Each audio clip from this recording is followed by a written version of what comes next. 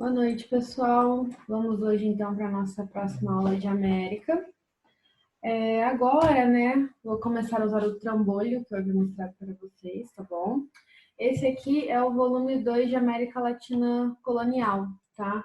Esse livro ele pode ser um pouco mais antigo, só confirmar para vocês o ano dele.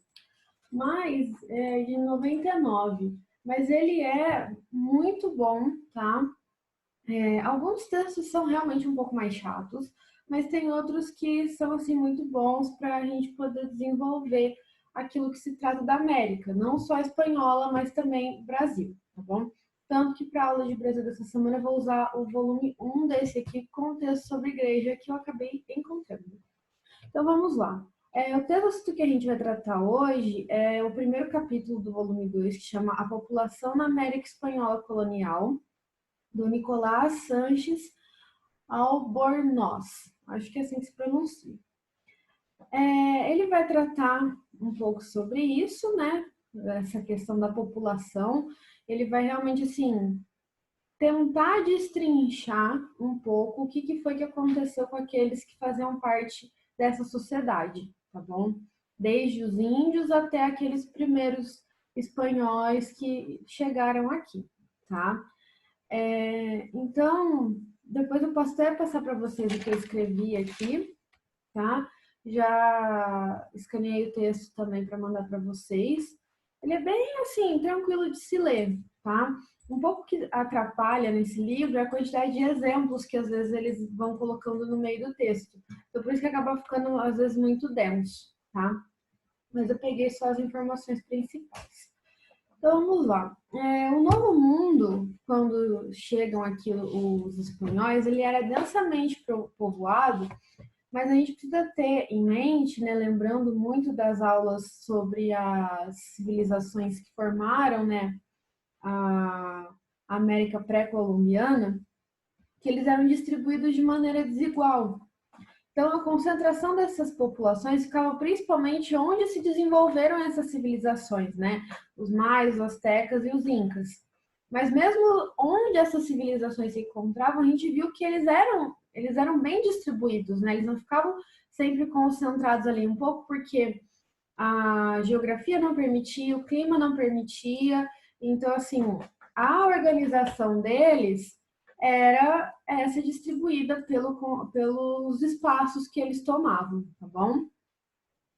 Essa forma como eles se distribuíam impactou muito a forma como os espanhóis colonizaram, tá? A maneira como eles conseguiram tomar posse da terra, tá?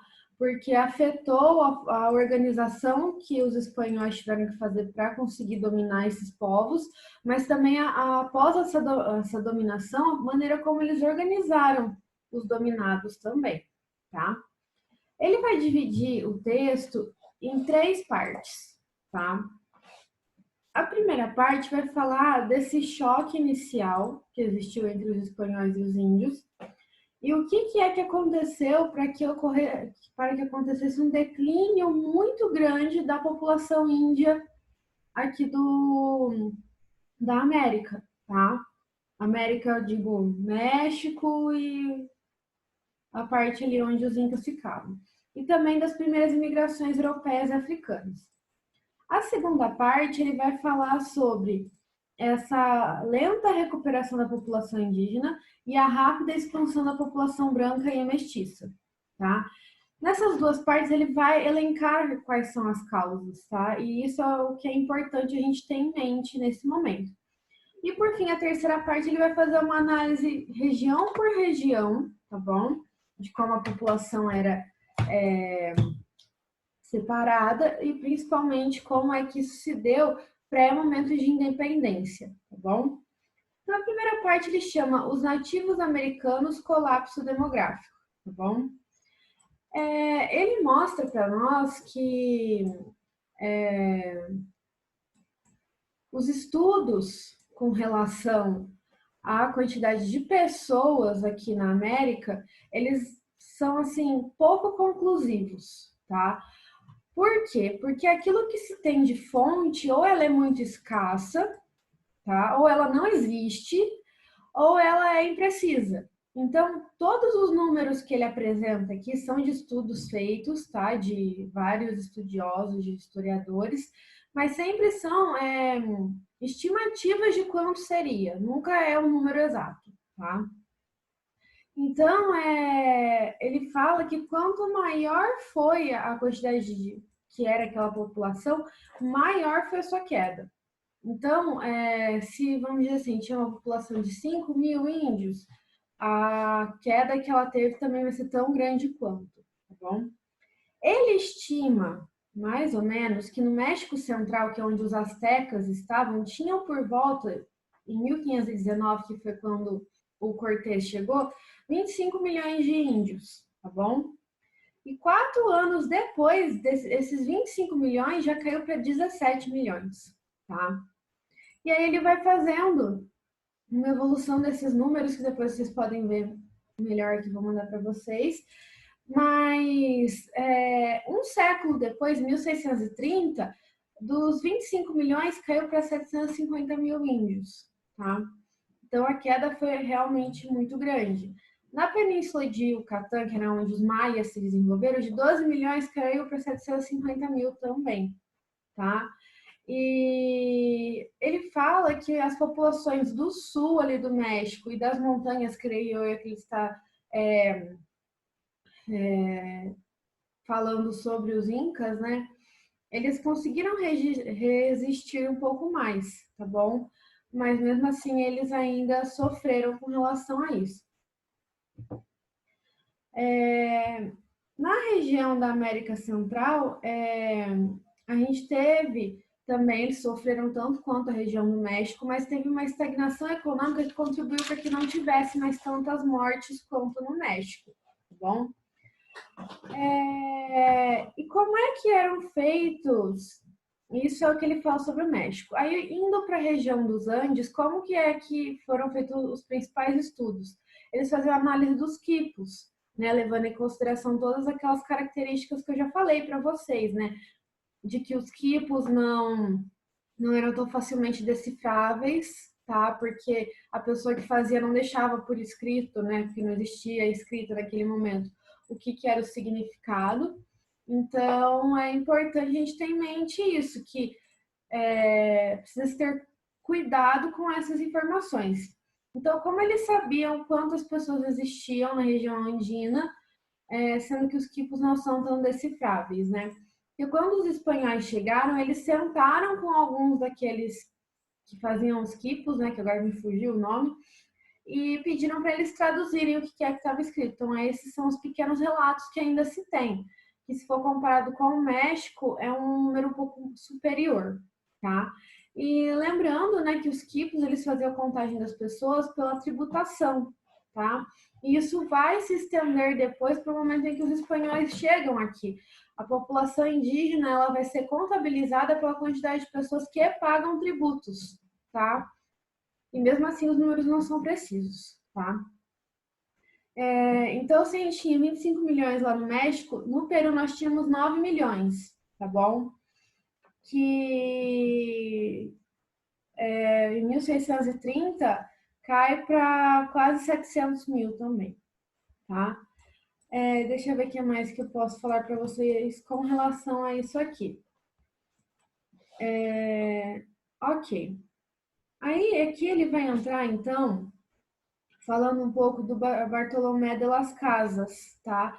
Que para o autor, ele é como se fosse uma testemunha ocular, porque no livro tese dele, do Bartolomeu, ele vai falar sobre o declínio causado pela extrema violência dos conquistadores, tanto de forma bélica como econômica. O que quer dizer isso? O Nicolas, né, que é o que escreveu esse texto que a gente está usando como base, ele vai utilizar o Las Casas como base para desvendar quais são as causas do declínio da população indígena na primeira parte da colonização espanhola. E o que a gente precisa entender? Que, de maneira geral, todas as causas que a gente tem para esse declínio estão ligadas à violência. Totalmente diferente daquilo que a gente vê aqui no Brasil, na colonização do Brasil. Por quê? Porque tanto na forma de guerra quanto na forma de organização econômica, os espanhóis foram violentos na maneira como eles colocaram aquela nova situação para os índios, tá? E a gente vai ver que isso afeta não somente a organização ali que os índios estavam acostumados, mas também o psicológico deles. O nível da violência psicológica feita pelos espanhóis é tão alto que afeta principalmente a vontade das pessoas, a vontade dos índios se casarem e terem filhos, como a gente vai ver aqui mais para frente, tá? Então, a partir da página 28, ele vai trazer para a gente quais são essas causas. Eu consegui meio que numerar elas, eu vou colocar aqui, dentre essas causas de violência, nós temos principalmente 7 causas, tá bom? A primeira causa, que é a mais óbvia, é a guerra, tá? Mas só que essa devastação, ela foi num curto prazo e numa extensão muito limitada. Ela não foi grande o suficiente para causar o declínio que ocorreu com essas civilizações que estavam aqui na América. Depois disso, nós temos então também um confisco de alimentos, tá? Porque os espanhóis chegaram aqui e o que eles queriam? Eles queriam ganhar dinheiro, eles queriam lucro. Então, o que importava para eles não era que as plantações dessem comida para sustentar as pessoas, né? Era que a comida rendesse para render lucro e ser enviada para a Espanha. Então, esse confisco de alimento foi uma maneira que os espanhóis acabaram acabando com a economia de subsistência das pessoas, tá? Por conta disso, essa segunda causa, que é o confisco de alimentos, gera a terceira e, por consequência, gera também, tem como consequência, né, mais uma causa.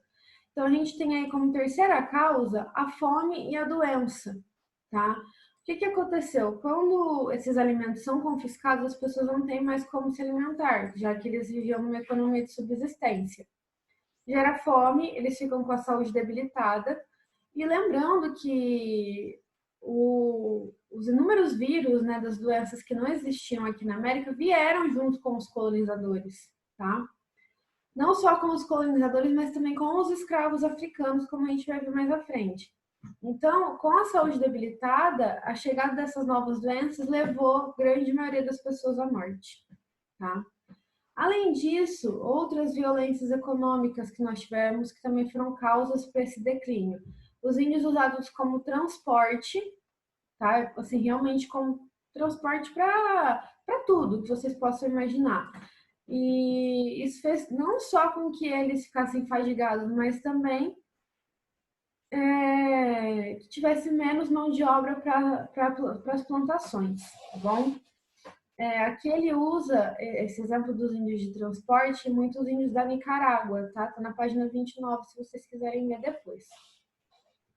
Outra coisa também que ele fala nesse momento é que por conta dessa realocação, principalmente dos índios homens, fez com que muitas mulheres ficassem viúvas ou muitas mulheres não soubessem mais onde o marido estava e gerasse muita poligamia nesse momento, que era muito encoberta pelos espanhóis porque fugia daquilo que eles achavam normal, né? Ou seja, uma monogamia e as pessoas, né, tendo somente uma família.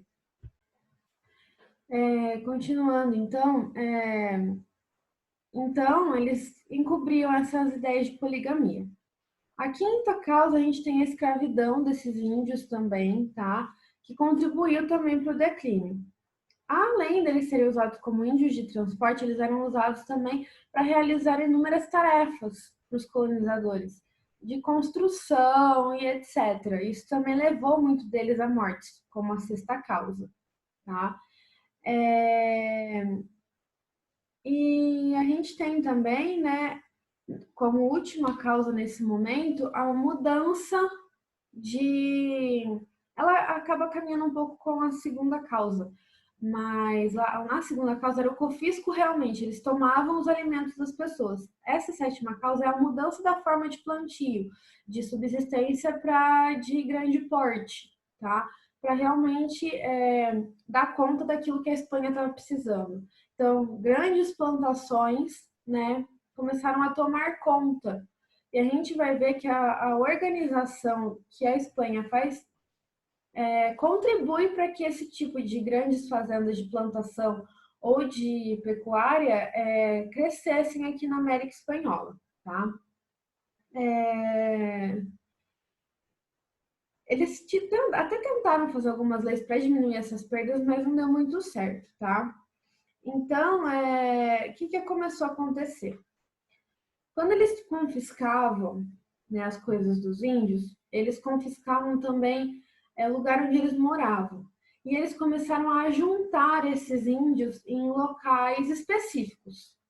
Porque índio não podia morar na cidade e espanhol não podia morar na aldeia do índio. Eles separavam muito bem isso. Muito bem, né, dando as proporções. E por conta disso, conforme eles iam tomando a casa desses índios, ia sobrando espaço, porque eles iam agrupando esses índios em pequenas vilas, pequenas cidades, e aí o lugar onde eles antes estavam dispersos se tornava um grande lugar para se ter plantações ou pastagem para o gado, tá? E mesmo em lugares onde eles ainda não tinham conseguido subjugar esses índios, eles colocavam ali fazendas de gado, por exemplo, e o gado pisoteava aquilo que os índios tinham. Então, eles tinham as suas maneiras de tirar o índio dali, tá? Só que, assim, num primeiro momento, as plantações em larga escala e a pecuária foi visto com maus olhos pelos índios. Mas teve dois lugares em que os índios se adaptaram para aderir a essa situação, para também, acho que não perder um pouco o seu espaço. Que foi no norte do México e na região do Rio da Plata, tá? Então, nós temos o que aí, então?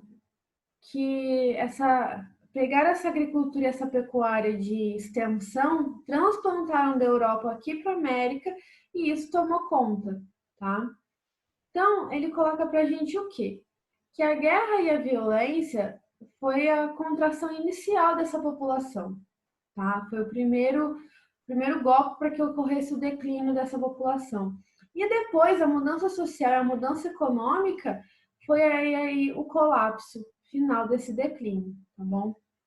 Então, como eu havia falado para vocês, a violência psicológica, muitas vezes, foi superior, nesse momento, à violência física. Por que eu estou dizendo isso?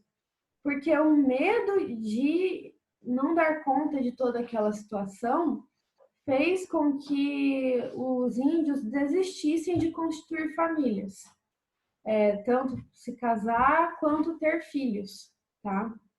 Então, a quantidade de pessoas, de mulheres que faziam abortos ou que matavam os filhos para eles não sofrerem o que eles estavam sofrendo era gigantesca.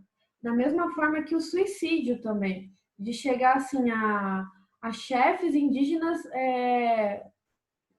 estimularem o suicídio mesmo, de tão triste que eles estavam realmente por conta de toda aquela situação, tá? As epidemias em si, elas são uma causa involuntária desse declínio, mas elas são extremamente fortes, tá? Dentre as doenças que a gente tem trazidas aqui para a América, nesse momento nós temos as doenças europeias, varíola, malária, sarampo, tifo e a gripe, tá bom? E temos também as doenças africanas, no caso, a febre amarela, tá bom? E além dessas guerras, a gente tem, o autor fala que a varíola foi a grande abridora de portas para os espanhóis, porque ela foi um dos primeiros surtos e isso dizimou boa parte da população, tá bom? E durante o século XVI, né, nesse primeiro contato, essas epidemias eram tão constantes, né? Ele fala em intervalos de 10 anos entre uma e outra, que não dava tempo da população se recuperar. E quando a gente entra no século XVII, essas epidemias continuam de uma maneira mais local, né? E, assim, sem tanto vindo trazidas de fora, mas mais locais, mas mais frequentes ainda. Então, a população estava mais era morrendo do que conseguindo se recuperar, tá? Então, essa primeira parte ele vai falar isso sobre os índios, tá? Mais especificamente da população indígena. Agora nós vamos ver a segunda parte, ainda é a primeira parte, mas a segunda parte da primeira parte, a imigração e o povoamento, né? A gente vai entender quem eram os espanhóis, como foi feita a organização desses espanhóis para vir para cá, e um pouco também dos africanos, tá? Então, num primeiro momento, quem veio aqui para a América eram marinheiros, soldados, funcionários públicos e clérigos. Eles vinham sem intenção de ficar, vinham assim para cumprir alguma coisa que a coroa pedia, mas a maioria acabava ficando, tá? E esse fluxo de pessoas vindas da Europa, inicialmente ele foi mais espontâneo e foi caminhando para um controle maior, principalmente por parte da coroa. Neste momento que a gente está falando que é século XVI, tá? 16, um pouco do 17, e aí depois a gente começa a falar em Espanha. 16 e meio aí do 17, a gente vai falar de coroa da Castela, que era quem tomava conta, tá bom? Então, que aconteceu? A coroa de Castela, ela estimulava a vinda das pessoas para a América, né? Os espanhóis chamam aqui de Índias, tá? E só que, ao mesmo tempo em que ele estimulava a vinda, ele também barrava muitas pessoas. Quem? E por quê? Ele barrava principalmente os mouros, os judeus, os ciganos e qualquer um que fosse condenado pela Inquisição. Porque a coroa de Castela, ela prezava por uma pureza ideológica na colônia. Então, ela tomou cuidado para ver quem ela mandava para cá, tá bom? E inicialmente só pessoas que faziam parte ali da região de Castela é que vinham, depois que foi sendo aberto para outras regiões da Espanha, tá? Como que a gente sabe quem vinha da Espanha? Porque para se vir tinha que ter uma permissão oficial, e muitas dessas permissões oficiais ainda estão arquivadas. Ele até cita o nome do arquivo aqui, tá? Então é possível ter acesso a essas informações, tá? Em média, fala-se em 200 mil espanhóis vindos no século XVI, tá bom? Em média. Na primeira metade do 17, a gente fala em 195 mil. Então, assim, foi se aumentando cada vez mais a quantidade de pessoas que vinham, tá? Mas se a gente for comparar as migrações desse momento para as migrações de século XIX e XX, tá? Elas são assim ínfimas comparadas com essas dos anos dos séculos posteriores, tá bom? Vinham muitos homens, né? A grande maioria eram homens, mas eles também pediam para vir algumas mulheres. Por quê? Para que se tivesse uma estabilidade e um equilíbrio nessa sociedade espanhola aqui da América.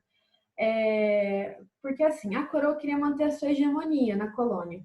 E para isso ele precisava que a população espanhola fosse equilibrada, que fosse estável e que garantisse que essa hegemonia acontecesse. Por isso que ele encorajava muito que mulheres e famílias viessem para cá, muitas vezes pedindo até que os funcionários mandassem cartas pedindo para a família vir, para que existisse esse equilíbrio aqui, tá bom? Só que a quantidade de pessoas que veio para cá eram muito mais jovens do que pessoas com família. Então, isso acabou acontecendo que é a mestiçagem, né? Muitos jovens se envolvendo com ativas, tá? E aí isso criou uma classe mestiça, mas que muitas vezes não era tratada como mestiça. Porque se o pai era espanhol, a mãe era nativa, ok. Mas seu pai era espanhol, então você herdava as honras do seu pai e permanecia como chefe daquilo que seu pai tinha recebido da coroa espanhola, da coroa de Castela, né? Futura coroa espanhola. Então, eles não tratavam eles muito como mestiços, tá bom?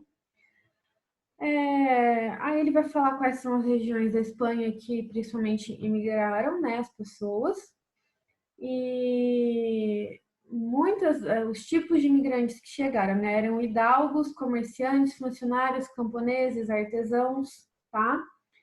E principalmente essas pessoas saíram de cidades ou vilas, não vinham muitas pessoas de áreas rurais, tá, para a América.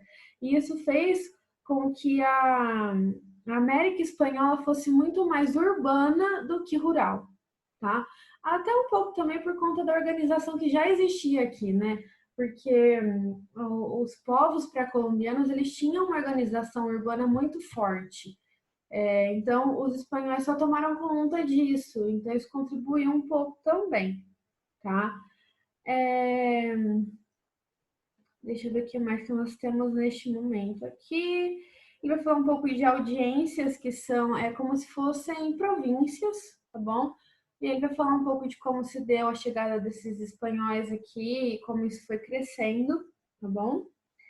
Aí também nesse momento nós temos grande presença de africanos, em caráter involuntário, obviamente, né? E econômico, como escravos. E por que eles começaram a trazer cada vez mais escravos? Porque a mobilidade deles era muito maior que a dos índios, tá?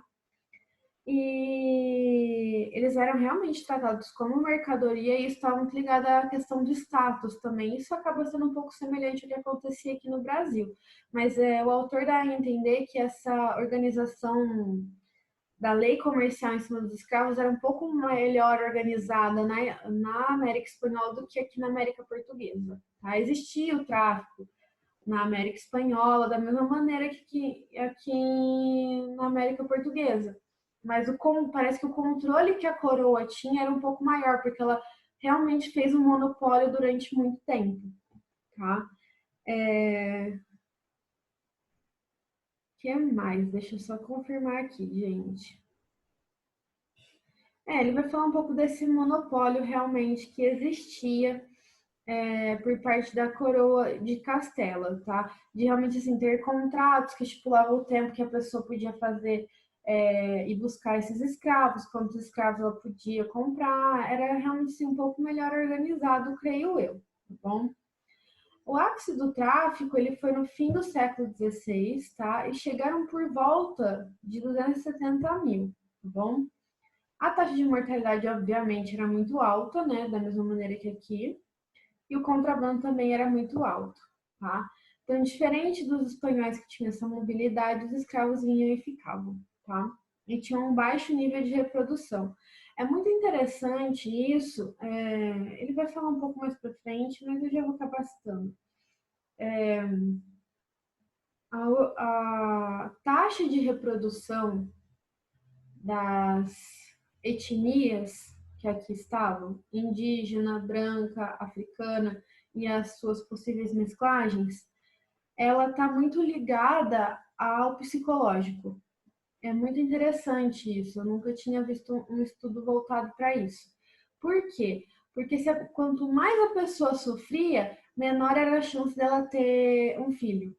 Então é muito interessante isso. Então a gente pode colocar aqui os brancos, por ter a sua vida um pouco melhor e mais estabilizada, tinham mais filhos. Os indígenas, conforme foi passando o tempo, conseguindo se reorganizar, como a gente vai ver, voltam a ter filhos.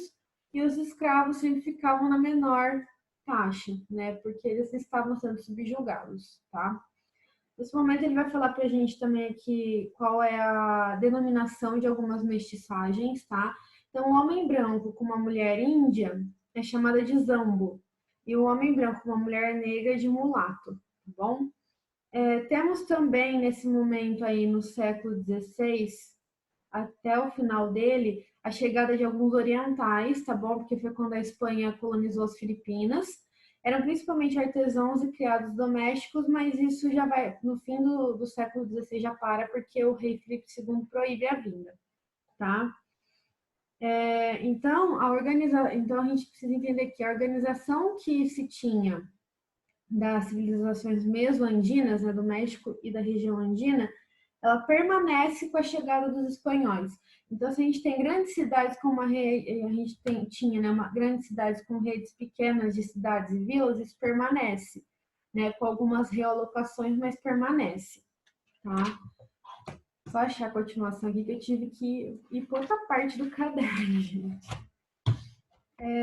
Continuando. Então eles ocuparam esses centros, né? Como a gente vê muito nitidamente isso ali na ocupação do México, né? Principalmente na cidade de Tenochtitlan, né? Que se tornaria a cidade do México, a derrubada das coisas e a construção das ideias europeias em cima, né? Utilizando a base daquilo que existia ali antes. Então, assim, eles realmente tomaram o lugar daquilo. Né? Nesse momento que ele vai falar desse sistema colonial urbano criado pelos espanhóis, tá bom? E para tentar controlar um pouco essa população que se dispersava muito facilmente, eles começaram a criar centros autônomos que de certa maneira pudessem suprir as necessidades daquilo que a Espanha pedia, tá? Ele cita aqui 3 lugares que foram criados dessa maneira, que era Zacatecas, Santiago do Chile e Buenos Aires, tá? O que mais que nós temos aqui? Então, é basicamente isso. Essa questão no meio dos espanhóis eles viverem separados, já falei com vocês. Na teoria, eles viviam separados, mas a prática não era bem assim, tá? Porque tinha alguns índios que trabalhavam nas cidades também em alguma coisa, então essa separação realmente não chegava às vias de fato totalmente. Existia, mas não 100%. A partir da 43, ele vai entrando agora na segunda parte, tá? Que é essa recuperação demográfica. O que contribuiu para que essa recuperação acontecesse, tá? Ele fala que no século 17 e 18 as taxas de mortalidade continuaram altas, principalmente nos mais jovens, nas crianças e nos jovens, tá? E aí a gente vê realmente esse abalo psicológico, né? De que as pessoas não queriam que os filhos não queriam ter filhos e não queriam casar, tá? E a gente tem as epidemias como principal problema, né, para essas mortes acontecerem. A fome como agravante, né, como eu tinha falado, passa fome, saúde debilitada, vem a doença, leva à morte, obviamente, né? A gente tem também, nesse período aí de 17 para 18, muitos desastres naturais, principalmente na costa do Pacífico, né? Que é uma região muito propícia para vulcões e terremotos. Então, muitos terremotos assolaram essa região, levando as pessoas à morte também, tá? Foi só no fim do século XVIII que a gente começa timidamente a ver uma redução dessa taxa de mortalidade, tá? Quando eu falo de taxa de mortalidade, vocês precisam ter em mente que aqui a gente está falando dos índios, tá? Não entra tanto brancos e africanos, é mais os índios, quando ele fala assim de taxa de mortalidade, declínio da população, tá? E por quê que aconteceu começou timidamente isso? Porque começa a se ter uma preocupação com a saúde pública, higiene, vacinação contra as doenças. Na página 47, depois se vocês puderem ler, é muito interessante a descrição que ele dá sobre como as vacinas eram feitas. Eu achei assim, nojento, mas fenomenal, tá? Porque eu não sabia que era dessa maneira que era feito.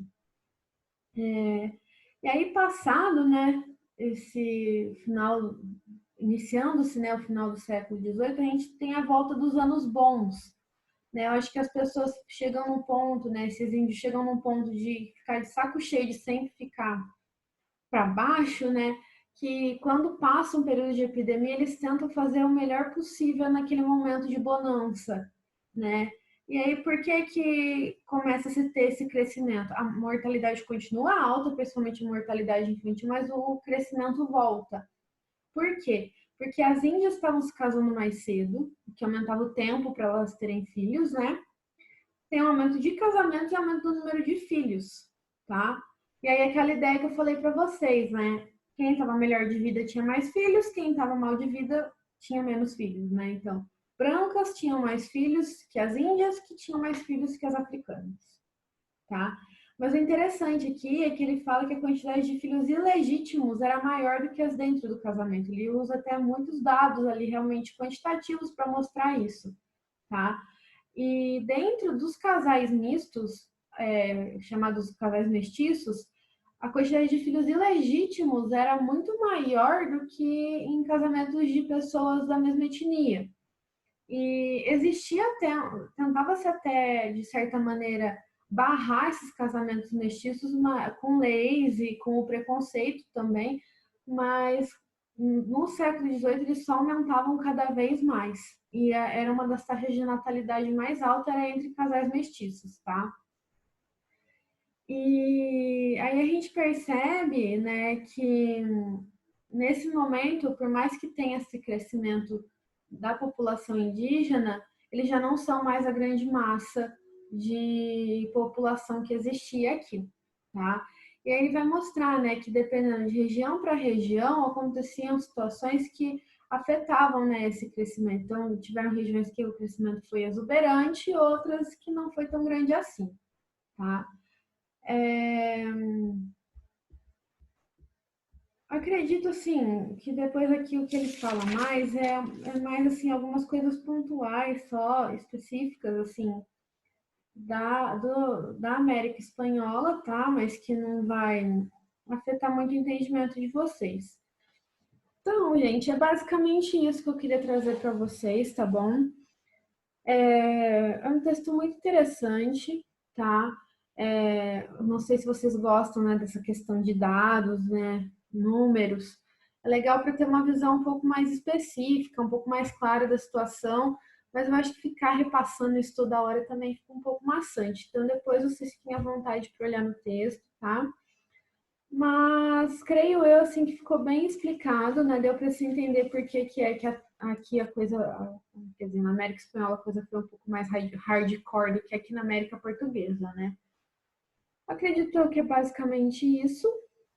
Qualquer dúvida eu estou à disposição, tá bom? Semana que vem nós vamos ver o segundo capítulo deste gigante livro, que vai falar um pouco do desenvolvimento urbano, tá? Creio eu que ele vai tratar um pouco dessa questão de derrubada, de oh meu Deus, de templos dos povos nativos, entre outras coisas, tá bom? Então, nos vemos sexta-feira na aula de Brasil e até lá. Obrigada.